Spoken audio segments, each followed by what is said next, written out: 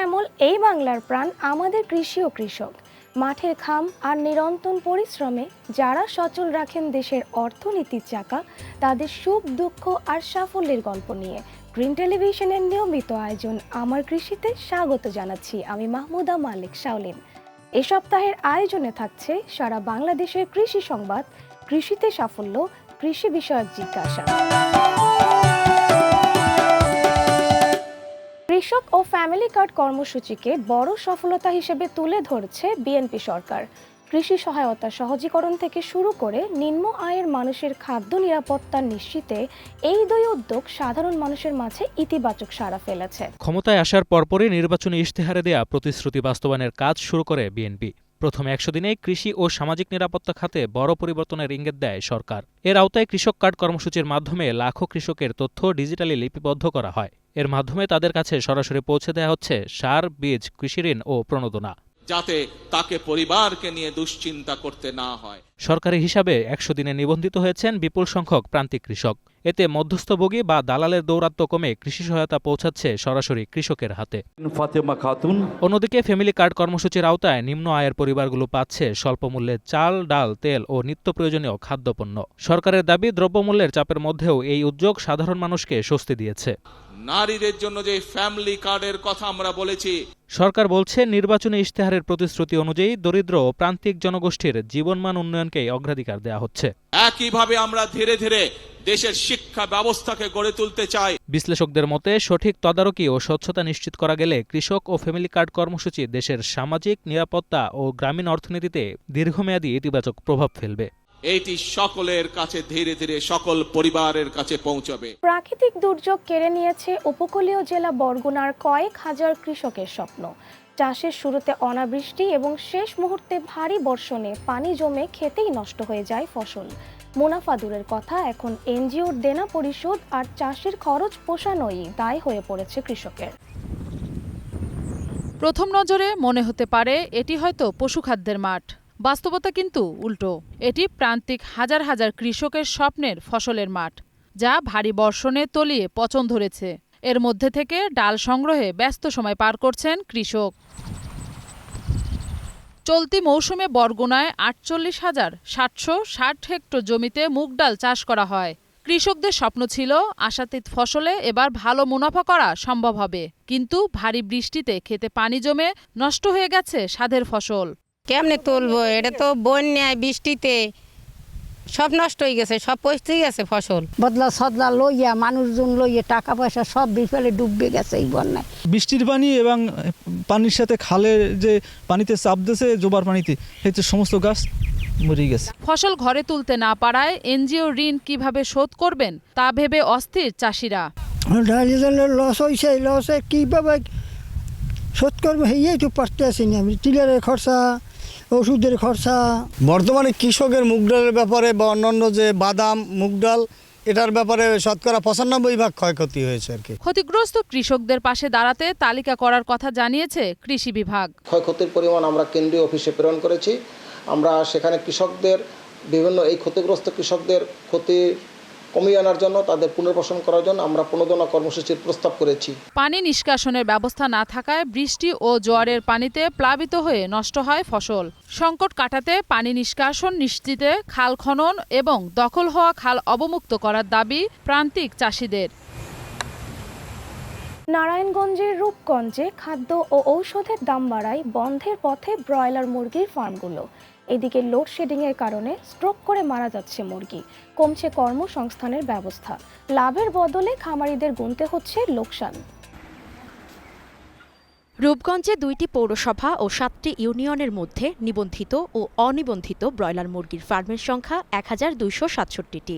এসব ফার্মে ৯,৬৭,০০০ ব্রয়লার মুরগি পালন করা হয়।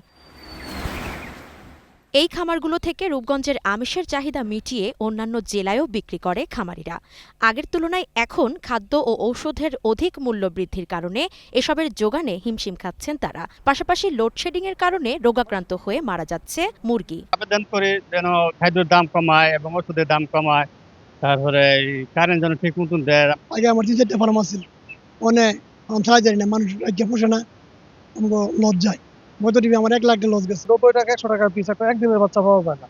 তো এইভাবে যদি সিন্ডিকেট চলে ডিম তো রমজান মাসে মুরগি ফার্ম বন্ধ করে দেয়। যদি খাদ্যের দাম কমতে থাকে তো ফার্ম চালাতে পারবে, আর গরিবটা কি খেয়ে বাঁচবে। প্রাণী সম্পদ কর্মকর্তা বলছেন, উন্মুক্ত বাজার নিয়ন্ত্রণ করার কোনো সুযোগ তাদের নেই। বিজ্ঞানসম্মত পদ্ধতিতে মুরগি উৎপাদনের পরামর্শ এই কর্মকর্তার। আমাদের পরামর্শ থাকে আমাদের খামারিদেরকে যেন তারা বিজ্ঞানসম্মত পদ্ধতিতে যেন কম রোগ শোক হয় এমনভাবে পরিকল্পিতভাবে লালন পালন করা, তার ব্যয়টা হ্রাস করা হচ্ছে আমাদের মেইন ফোকাস থাকে। একই সাথে আমরা তাদেরকে চিকিৎসা প্রদান করে থাকি। খামার টিকিয়ে রাখতে সরকারিভাবে নজরদারি ও সহায়তার দাবি রূপগঞ্জবাসীর। কিশোরগঞ্জের মঙ্গলবাড়িয়ার লিচুর সুখ্যাতি এখন দেশ জুড়ে। আকার, রং আর স্বাদে আলাদা পরিচিতি পাওয়া এই লিচু এখন বাণিজ্যিকভাবেও বদলে দিচ্ছে পুরো অঞ্চলের অর্থনীতি। আবহাওয়া অনুকূলে থাকায় এবার হয়েছে বাম্পার ফলন। তবে এত জনপ্রিয়তা থাকা সত্ত্বেও এখনও জিআই স্বীকৃতি না পাওয়ায় হতাশ চাষিরা। মৌসুম শুরুর আগেই ফোনে ফোনে বুকিং। দেশের বিভিন্ন প্রান্ত থেকে ক্রেতাদের চাপ সামলাতে কিশোরগঞ্জের মঙ্গলবাড়িয়ায় ছুটে এসেছেন অনলাইন উদ্যোক্তা শফিকুল ইসলাম। তার অনলাইন প্ল্যাটফর্মে সবচেয়ে বেশি চাহিদা এই মঙ্গলবাড়িয়ার লিচুর। এবার বাগানে এসেই পেয়েছেন স্বস্তি। গাছে গাছে ঝুলছে থোকায় থোকায় পাকা লাল লিচু। প্রত্যাশা করছেন ভালো বিক্রি আর মুনাফারও। প্রায় 200 বছর আগে চীন থেকে আনা একটি চারা গাছ বদলে দেয় পুরো গ্রামের ভাগ্য। আর তা থেকেই কিশোরগঞ্জের পাকুন্দিয়া উপজেলার মঙ্গলবাড়িয়া হয়ে ওঠে লিচু গ্রাম। এখন স্থানীয় চাহিদা মিটিয়ে দেশের বিভিন্ন জেলায় যাচ্ছে এখানকার লিচু। বদলে যাচ্ছে এলাকার অর্থনীতিও। লিচু বাগান দেখতে দূর দূরান্ত থেকে ছুটে আসছেন দর্শনার্থী ও ক্রেতারা।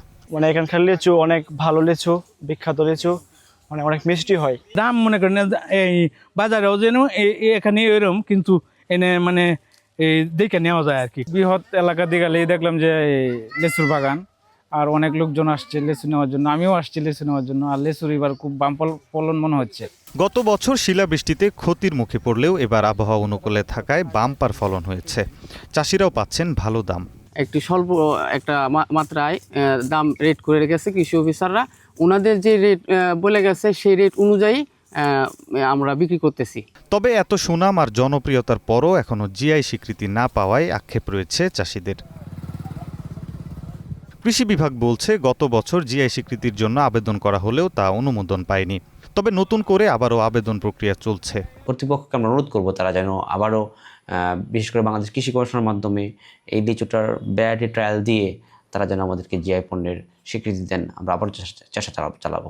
এই মৌসুমে মঙ্গলবাড়িয়ায় অন্তত 12 কোটি টাকার লিচু বিক্রি হবে এমন প্রত্যাশা কৃষি সম্প্রসারণ অধিদপ্তরের। নিশ্চিত ছোট্ট একটি বিরতি, তবে কোথাও যাবেন না, ফিরে আসছি একটু পরেই। বিরতির পর আপনাদের জানাবো নাটোরের বিখ্যাত লিচুর খবর। সঙ্গেই থাকুন দর্শক। গ্রিন টেলিভিশনের সাপ্তাহিক আয়োজন আমার কৃষিতে আপনাদের আবারও স্বাগত। নাটোরের হাট বাজারে পুরো দমে শুরু হয়েছে লিচু কেনা বেচা। বিভিন্ন বাগান থেকে থোকায় থোকায় রক্তিম লিচু পেড়ে বাজারে তুলছেন চাষিরা। রসালো ও মজাদার ফলটি কিনতে দেশের বিভিন্ন প্রান্ত থেকে ছুটে আসছেন ব্যবসায়ীরা। নাটোরের বাগান জুড়ে এখন লাল আভার লিচুর সমাহার। সবুজ পাতার ফাঁকে থোকা থোকা রক্তিম লিচু জানান দিচ্ছে কৃষকের দীর্ঘদিনের স্বপ্ন। ভালো ফলন হলেও অসময়ের বৃষ্টি কিছুটা বাধা হয়ে দাঁড়ালেও তা খুব একটা ক্ষতির কারণ হতে পারেনি। 1000 লিচুর দাম হলো 2500 কি 2700 টাকা। এমন যদি দাম থাকে আশা করা যায় লাভ হবে। সেই জায়গায় মালের দামটা যদি একটু বেশি থাকে, 2-এর উপরে থাকে, তাহলে আমরা একটু লাভবান হব। লিচু তুলি, এটা কিছুদিন মজুরি পাই, এটা নিয়ে আর কি পরিবার নিয়ে খরচ চালাই। নাটোরের লিচুর হাটেও এখন উৎসবমুখর পরিবেশ। দেশের বিভিন্ন প্রান্ত থেকে আসছেন ব্যবসায়ীরা। আমি আসছি ব্রাহ্মণবাড়িয়া বিবাড়িয়া থেকে। আমি প্রতিদিন মনে করেন 1.5 লক্ষ 2 লক্ষ গুড়া লিচু কিনি। যারা যেটা মনে হইতেছে যে এটা আমি আমার জায়গাতে নিয়ে যায় বিক্রি করতে পারবো, লাভবান হতে পারবো, সেই লেচুগুলো আমরা নিতেছি। কৃষি বিভাগ বলছে ফলন নিশ্চিতে চাষিদের পরামর্শ সহ অন্যান্য সহায়তা দেয়া হচ্ছে। আমরা কৃষি বিভাগ কৃষকদেরকে পরামর্শ দিচ্ছি, ব্যবসায়ীদেরকে বলছি যে তারা যেন সঠিক সময়ে লিচুটি আসলে হারভেস্ট করে, তাহলে এই লিচুর স্বাদটি আসলে মানুষ পেতে পারবে। ছোটখাটো সংকট কাটিয়ে বাম্পার ফলন আর ভালো বাজার দর পাওয়ায় সন্তুষ্ট লিচু চাষিরা। চুয়াডাঙ্গার আলমডাঙ্গায় নিম্নমানের হাইব্রিড বীজের কারণে ভুট্টার ফলন বিপর্যয়ে সর্বশান্ত 5 শতাধিক কৃষক। বর্গা জমি এবং এনজিও থেকে ঋণ নিয়ে জমিতে ভুট্টা ফলাতে বিঘা প্রতি 35 থেকে 40 হাজার টাকা ব্যয় করে দিশেহারা কৃষক। চুয়াডাঙ্গার আলমডাঙ্গা উপজেলার জগন্নাথপুর, আসাননগর ও সাহেবপুর গ্রামের সবুজ ফসলের মাঠে এখন হতাশার চিত্র। বাজারে নতুন নসিব 55 হাইব্রিড জাতের ভুট্টা বীজে অধিক ফলন হবে এমন প্ররোচনায় পড়ে বীজ ক্রয় করেন কৃষকরা। জমি উপযোগী করে সেই বীজ বপনও করেন তারা। নিম্নমানের বীজের কারণে 5 শতাধিক কৃষক পড়েছেন ফলন বিপর্যয়ের মুখে। বীজ বিক্রেতা প্রতিশ্রুতি দিয়েছিল বিঘা প্রতি 55 থেকে 60 মণ ভুট্টা হবে। এখন 5 থেকে 6 মণ হবে কিনা সন্দেহ করছেন তারা। উনি প্রতিশ্রুতি দিল যে 55 থেকে 60 মণ হবে, কিন্তু এখন দেখছি এটা হলো 5 থেকে 6 মণ হবে কিনা সন্দেহ। উনি বিরোধে 50 থেকে 60 মণ ভুট্টার ফলন হবে। এখন 12% গাছে কোনো মুসাই ধরেনি। কোম্পানি নিম্নমানের বীজ সরবরাহের দায় স্বীকার করেছে অভিযুক্ত ডিলার ও নসিব এগ্রো কেয়ার। আমরা ভুট্টায় চাষে ব্যাপক ক্ষতিগ্রস্ত হয়ে গেছি, এই ক্ষতিপূরণ কোম্পানিকে দিয়ালাম।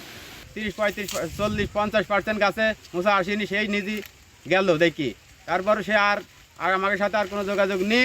কোম্পানির নামে যদি আমাদের ভুট্টা দিয়ে ফলনের ক্ষতিপূরণ না দেয় তাহলে আমরা কোম্পানির নামে আইনগত ব্যবস্থা নিতে বাধ্য হব। আলমডাঙ্গা উপজেলা প্রশাসনের সালিশে কৃষকদের 8,000 টাকা করে ক্ষতিপূরণ দেওয়ার সিদ্ধান্ত নেওয়া হয়েছে। কৃষি কর্মকর্তা বলছেন, বীজ আমদানিকারকদের বিরুদ্ধে আইনি ব্যবস্থা নিতে তাদের আমদানির নথিপত্র তলব করা হয়েছে। এদিকে ক্ষতিগ্রস্ত কৃষকরা বলছেন 8,000 টাকার ক্ষতিপূরণে তারা সন্তুষ্ট নন। প্রয়োজনে আইনের আশ্রয় নেবেন তারা। বরাদ্দের চাল না পাওয়ায় কষ্টে দিন পার করছেন সাগরে মাছ শিকারে নিষেধাজ্ঞায় কর্মহীন হয়ে পড়া পিরোজপুরের বেশিরভাগ নিবন্ধিত জেলে। তাদের অভিযোগ 15 জুন নিষেধাজ্ঞা শুরু হলেও এখনও অনেকের ভাগ্যে জোটেনি সরকারি চাল। এতে ঋণের টাকা পরিশোধ সহ সংসারের ব্যয় মেটাতে হিমশিম খাচ্ছেন তারা। পিরোজপুর মৎস্য অবতরণ কেন্দ্রে চেনা ব্যস্ততা এখন আর নেই। সামুদ্রিক মৎস্য সংরক্ষণ ও টেকসই মৎস্য অহরণের লক্ষ্যে সাগরে চলছে 58 দিনের সরকারি নিষেধাজ্ঞা। 15 এপ্রিল থেকে শুরু হওয়া নিষেধাজ্ঞার কারণে সময় পার করছেন মৎস্যজীবীরা। অবসর সময়ে কেউ ব্যস্ত ট্রলার মেরামতে, কেউ বা বুনছেন নতুন জাল।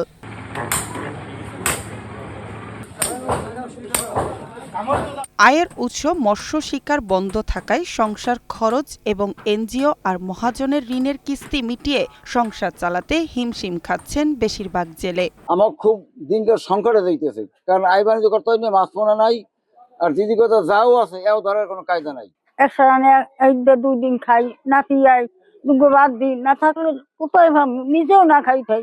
নিবন্ধিত জেলেদের অভিযোগ, দীর্ঘ সময় পার হলেও সিংহভাগ পরিবার এখনো বরাদ্দের চাল হাতে পায়নি। এদের সরকার এই চাল দেয়, ঠিক মতো আমরা পাইনি। সরকার যদি কোনো সহযোগিতা পাইতাম তাই তো একটু আসান হইত। সরকার তো আমাকে একটু সাহায্য করলে ভালো হইতে, এই চাল হলে কিছু টাকা পয়সা দিলে ভালো হইতে। মৎস্য বিভাগ বলছে জেলায় 5,393 জন জেলের জন্য চাল বরাদ্দ আছে। বিতরণে কোনো অনিয়ম হলে ব্যবস্থা নেওয়া হবে। যদি অতিরিক্ত কোনো জেলে বাদ পড়ে থাকে তাহলে তারা আবেদন করে সংশ্লিষ্ট উপজেলা মৎস্য কর্মকর্তার মাধ্যমে নিবন্ধিত হলে পরবর্তী সময় তারা এই কার্যক্রমের আওতায় আসতে পারবে। সাগরে মৎস্য শিকারে 58 দিনের নিষেধাজ্ঞা শেষ হবে আগামী 11 জুন।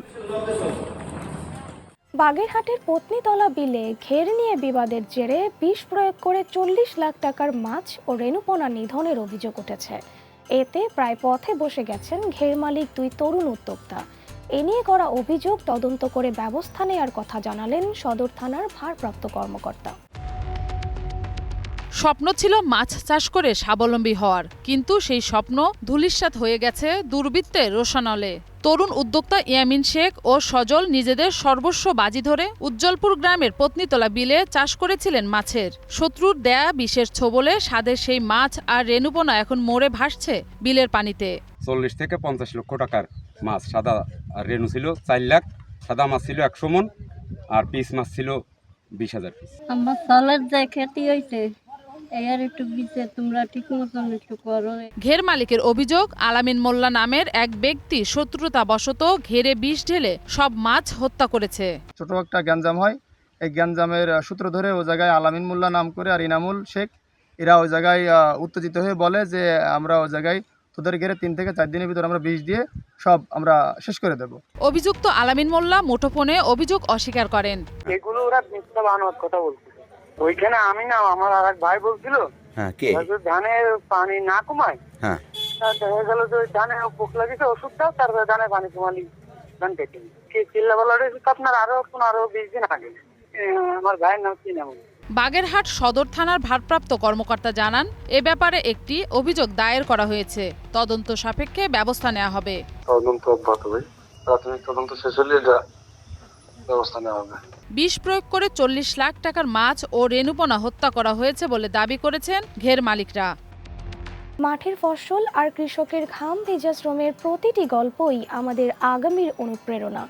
সমস্যা যেমন আছে, সঠিক পরিকল্পনা আর আধুনিক প্রযুক্তির ছোঁয়ায় কৃষিতে সাফল্যও কিন্তু কম নয়। আজ এই পর্যন্তই। আগামী সপ্তাহে আমরা আবারও হাজির হব কৃষির নতুন সব খবর ও সাফল্যের গল্প নিয়ে। আর সে পর্যন্ত গ্রিন টিভি নিউজ ও অন্যান্য আয়োজন দেখতে চোখ রাখুন আমাদের ওয়েবসাইট, ইউটিউব ও ফেসবুকে।